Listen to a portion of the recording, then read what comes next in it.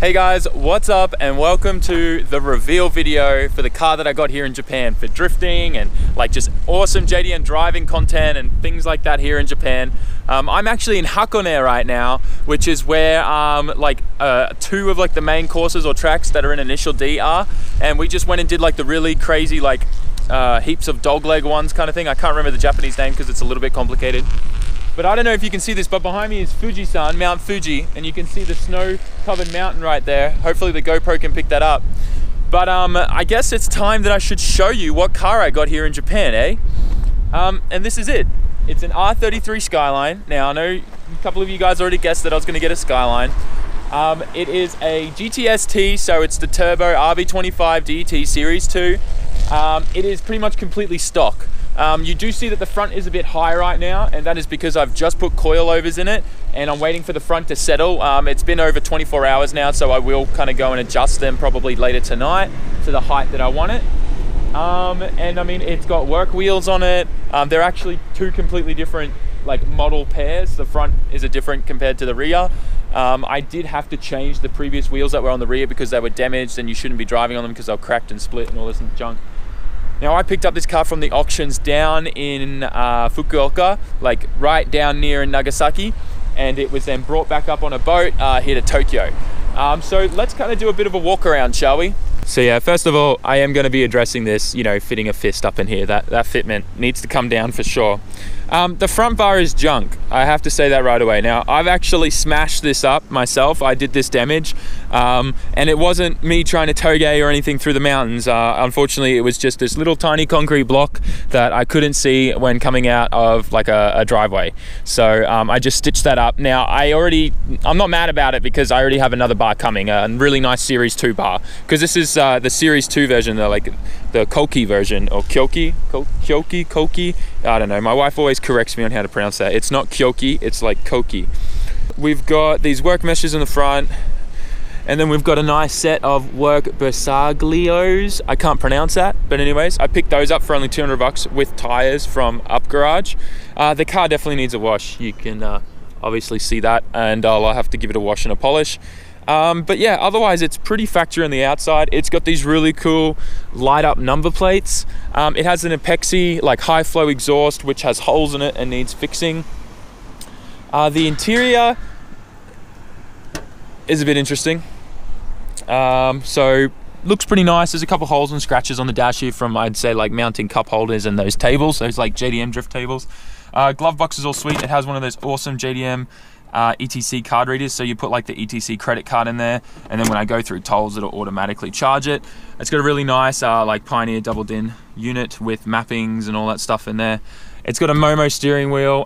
This is a genuine one. It also comes with like the big padded horn that goes over that in case you have any problems with cops and whatnot. And yeah, obviously it's a manual. It's got a handbrake with a drift button. This actually looked super bare when I first got the car. It was just a steel, no boot kind of like handbrake with a button. This was missing a boot as well, so I've like cleaned this up, got a handle for it and put all that on. Interior actually looks kind of nice. Like it's actually in pretty good condition. One cool thing a lot of people ask about is the this is a flare, so if I pulled this right now it would be a fire flare, and you put this on the side of the road if ever you break down like on a highway kind of thing, and it's the law in Japan that every car has to have one of those. Obviously the driver's side's pretty much the same. I mean, with the stereo it does have like some kind of nice Pioneer speakers and stuff in there. One thing I did want to show you is the guy who previously owned this really didn't. Yeah, he's not an electrician, that's for sure. His wiring's a bit interesting, which I need to go through and fix. But there's this little knob here that adjusts some foot neons. These blue foot neons come up down here and light up your feet, which then, this is the cable that goes to it here, plugs into this cigarette lighter, and then the cable from this cigarette lighter come a kind of dual thing with USB ports, which I like. I am going to keep it, but I'm going to wire it in properly. A wire then goes up and under and then plugs into this. So it's like cigarette plug, and a whole bunch of mesh wires under there that I need to rip out. But yeah, overall it's pretty good. I've got to fix the RPM cluster. The RPM needle just goes crazy. That's a really simple solder reflow job, so I'm not too fussed about that. But let's show you the engine bay. As I said, it is completely like stock. This is like a really good platform for me to build a drift car off here in Japan. So we'll just lift that up and I'll put the stand in so I can talk and hold the camera at the same time.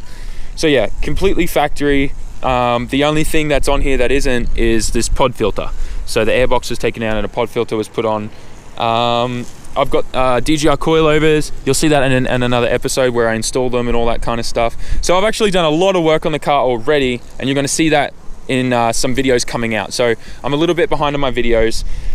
But yeah, this front bar is absolutely ugly. It actually came looking like this without the damage that I caused. So this part of the bar was cut off for some reason. So it just kind of looks like a weird plow on the front. Someone tried telling me, like one of my friends in Australia said it looked like a Type M front bar, but I don't know, I don't like it. So it's fine that I damaged it, replacing it with a really nice Series 2 one with like the indicator and fog lamp like dual on either side. It'll look really nice. But yeah, I haven't actually tried out this horn yet, and I know it's got aftermarket horns in it, so I'm gonna experience this with you guys. Yeah. Oh, you're kidding me. Son of a... Damn it, another thing I have to fix on this car. Alright, I'll have to I'll have to experience the horn with you guys another time. That's so depressing. Really? Not working at all? See if I can pop this out.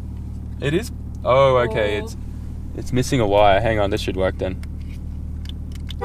There we go. I got it working. I just need a wire. It's missing a wire that connects it to like the earth. So I just need to add that to it. That's kind of lame, but oh well, at least it does work and it's a simple fix. One thing I wanted to show you guys was I see a lot of videos of people like in the States or like importers and car dealers and stuff like advertising that when they turn the key on for the car, it says stuff in Japanese. And I just wanted to show you guys what that actually is. The car does do that, but yeah, let me show you.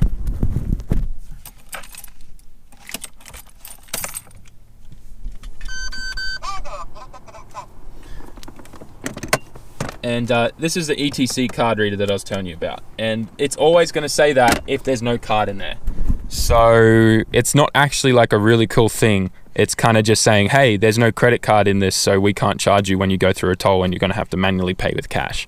So I just wanted to like, I guess, show you guys that because a lot of people do get confused, and literally all she's saying in Japanese is, please put the card in, the card's missing. That's it. Right, babe? Japanese approved, yeah. Babe, what do you think of the car? I like it. What did you think about the car when we first got it? I was kind of worried about the condition, but it's okay. But it does feel like a boat. It does feel like a boat. Yeah, especially right now with the front being higher than the rear, it feels a bit boaty. So yeah, like I said, when we first got the car was like a piece of junk, honestly. All the brakes needed doing, like pads and rotors. The rotors in the rear were actually like metal on metal. The pad had worn down so much. Suspension was like... The suspension was so old and bad. I could bounce the rear with one hand like a basketball. It was so bad. It was twerking. Yeah, it twerked better than Miley Cyrus. What else? The rear wheels, they did have another pair of works on them, as I said, but I don't know, I guess the previous owner tried drifting it and it hit a gutter or a curb and it just took a huge chunk out of the wheel and there's a big crack. I have no idea how that tire still stayed on there or how it even held air. But anyways, I did have to drive on it for a little bit, which I was quite scared about, because I knew it was just going to go at any second if it took a hit. But thank goodness it didn't, until I could get these wheels on there, so that was good. But yeah, like overall, we're really happy with the car, and as I said, it's going to be the perfect platform for what we want to do with it. And Babe's pretty excited because eventually she'll be doing learn to drift courses in this at Ibisu, so that'll be a fun bit of content for you guys. But guys, I think that's it. I think I'm going to wrap up the video. Sorry for the short one today. It's just going to be a reveal video. The next video that's coming out on my channel, which will either be, I think, like Thursday early morning, or I think it'll be Wednesday lunchtime for everyone in the States. That's going to be me the first day like working on the car. So I hope you enjoyed the reveal video. Tell me in the comment sections what kind of mods you want to see me do, what you think of the car. If you think it's junk, tell me it's junk. If you think it's good potential and you can't wait for more content, tell me that. I'm excited and I'm sure you guys are too. But yeah guys, I'd love to hear your feedback, and as always, make sure you like, comment, share and subscribe, and I'll let May finish this off. As always, ja, mata ne. Bye guys. Come on.